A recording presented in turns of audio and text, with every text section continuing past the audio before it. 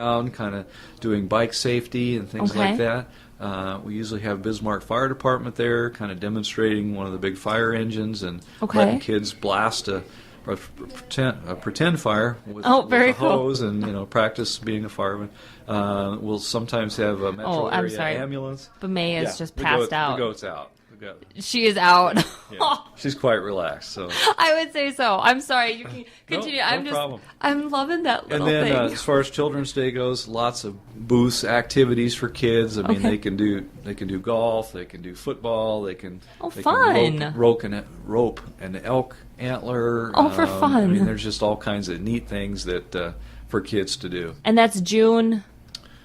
I brought a list of things, so I wouldn't forget that, because I knew you were going to ask me. Do you want me to hold the questions? Goat? If you would like to. I would love to hold the goat. Could I talk you into doing that? Oh, I would.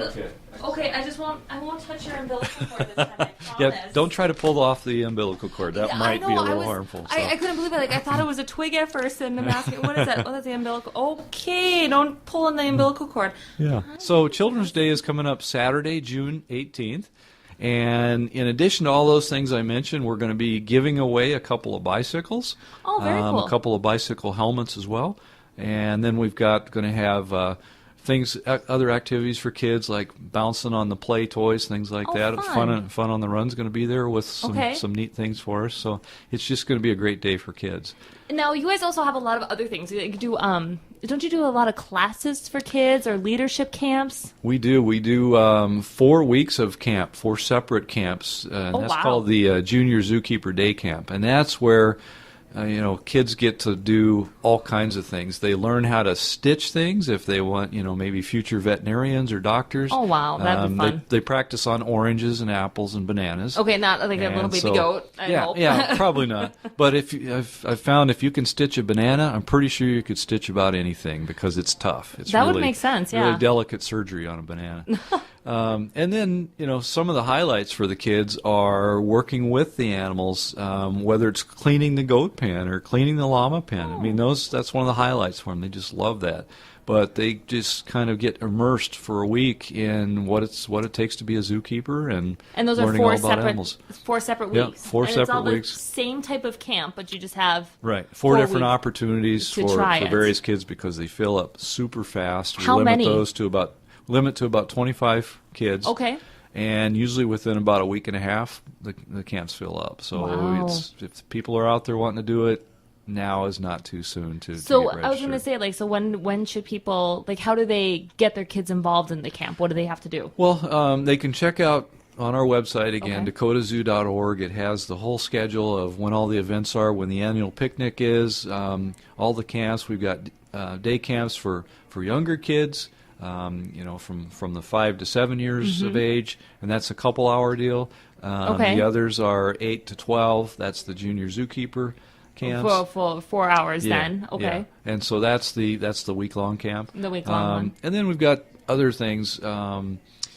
Just various activities. We've got a survivor camp, which they kind of pit themselves against other groups of kids and fun. Kind of win little rewards and things like that. And play a little bit of Survivor. Yeah, exactly. Oh, very Survivor cool. on a nice scale. On a nice scale, there's no not backstabbing or anything in our Survivor. So. Oh, that's cool. Yeah. So now, do you guys have any new animals coming this year? Well, we've recently finished some work in our Discovery Center where we added a kind of a corner that's Badlands animals. So we've got black-footed ferrets. It's a highly endangered species. Used to be right here in North Dakota. They've pretty much disappeared. And there are plans in the future for most likely releasing some black-footed ferrets back into, say, Theodore Roosevelt National Park. Okay, in the areas wild. like that, where there's a lot of prairie dogs, and they would actually be a good service for helping to control prairie dog numbers. Okay. So we're excited to... Well, do they eat the prairie dog? Oh, yeah. Yeah, almost exclusively. These little guys, half the size of that goat. Who's they'll now tackle falling these, asleep on my chest here. They'll tackle these big prairie dogs, and they're just built for that. They're just very efficient. Otherwise, we've got some other snakes there. We've got bull snakes, hognose snake, some meadow voles. These are things that people probably wonder what they look like. They don't see them. But a what wolf? Meadow voles. They're voles. They're little mouse-like creatures with a very short tail. Okay. And a lot of folks this year have had evidence of voles in their yards, but they don't get to see them. And so really? they leave little what's tracks. the evidence? Well, they leave little tracks in the grass, and they'll leave. They'll just kind of munch a whole bunch of grass and leave the stems and things in a pile. And oh my gosh, they're pretty unique little critters. And what's interesting about those guys, we have 3 of them on display now. Okay. And we caught them right at the zoo. And it's within 2 days they were tame. We can pet them and all this. They're just crazy. They're incredible and little creatures. And how big are they now? They're just mouse size. Mouse size. Yeah. Okay. But they're really unique little individuals. So. Huh. And then. We're still, to us, our tiger and snow leopard exhibit is still brand new. I mean, this is our 3rd year. I was going to say, I think it's only year number 3 is what I was going to say. Okay. And so we've got a new snow leopard named Pooji. She's a female. Well, now, where'd she come from? She came from the Minot Zoo, actually. And wow. So she is slated to get together with our male, Jerry. And so we're right now in the process of getting them together. With snow leopards, they're just so efficient at fighting that we don't want to put them together before it's time, because you could have a dead snow leopard in seconds. And so really? You have to do a lot of introductions through the fence. A lot of dating. Yeah, really. A lot of, how are you? So what would happen if they, didn't like each other? Besides obviously killing each other, but do you ever run into that where you try to mate animals and then the animals just don't like each other? Well, yeah, or will they just do their animal instinct? With creatures like bears and tigers and that sort of thing, generally you can get them together eventually. You just have to really watch for the signs of how are they getting along. We had a battle with our leopards this winter, and we don't know exactly how it happened, but both of them ended up with nipped paws, and this is with. There's no way their paws could go through the fence, so it's sort of a mystery. How did you do that? So we had to stitch them both up a little bit. They had some battle scars. But now what we see is a really good sign. Each time makes one romantic evening. yeah, you never know. But each time the male walks by now, the female is there, and she's kind of purring, and so that's a great sign. And he's interested because it's kind of like she's pretty much in season now, and so he's like, hey, I kind of like what I'm seeing and smelling over there, and so it's interesting. Funny. It makes sense, but it's a kind of funny concept too. In the same time, well, it is, but you can't just open the gate and hope everything works out. With some creatures, you can. Goats, they're pretty easy. They kind of love each other, I guess. Yeah.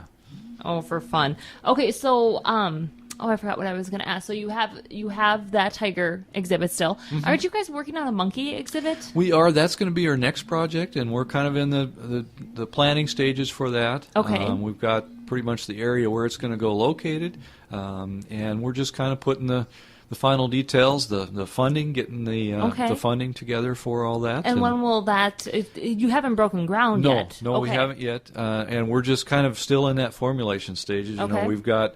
There's a lot of money pledged. We've got some great sponsors that have stepped up to help with that. Very nice. We're certainly still accepting donations for it, because that's what it's going to take to launch that. And we're really not interested in starting a project unless we've got the money in hand to do it. So that's where we're at, and so, keep our fingers crossed. Is that going to be later this year? Maybe we can get some of the preliminary work done, or is it next year? How long will that take, do you think? I'd say from start to finish, 3-4 months, something like that. So not that long at all then. So where will you get the monkeys from?